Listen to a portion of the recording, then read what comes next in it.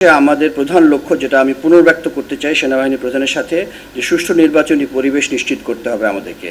সেই উদ্দেশ্যে সাধারণ ভোটারদের মনে আস্থা জোগাতে হবে। আপনাদের দৃশ্যমান উপস্থিতি, যারা ফিল্ডে ডিপ্লয়েড থাকবেন, সবাই দৃশ্যমান উপস্থিতি বৃদ্ধি করতে হবে, বসে থাকা যাবে না। দৃশ্যমানভাবে প্যাট্রোলিং করে যাচ্ছি এবং দিনে রাতে বিভিন্ন সময় অপারেশনের মাধ্যমে দুষ্কৃতিকারীদেরকে আমরা সবসময় যাতে তারা একটা ভয়ের মধ্যে থাকে, আশঙ্কার মধ্যে থাকে এবং তারা যাতে কোনো রকমের কোনো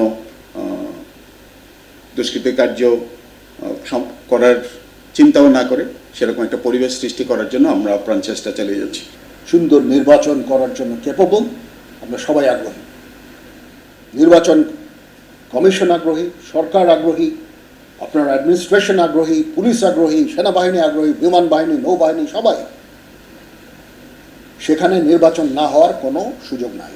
কিছু মানি ট্রানজ্যাকশন হতে পারে বিকাশের মাধ্যমে, সেটা নির্বাচনকে প্রভাবিত করার জন্য, অর্থের লেনদেন ইত্যাদি। আমরা নির্বাচন কমিশনের সাথে কথা বলেছি। প্রত্যেকটা কনস্টিটুয়েন্সিতে কিছু ক্রিমিনাল থাকতে পারে, সবাই এই ধরনের অপকর্ম করবে না। ইলেকশন ডেতে রিগিং করা, ভোটারদের পোলিং স্টেশনে যেতে বাধা প্রদান করা ইত্যাদি। সেটার জন্য আমরা আশা করব যে আমার বাহিনী এদের বিরুদ্ধে অ্যাকশন নেবে।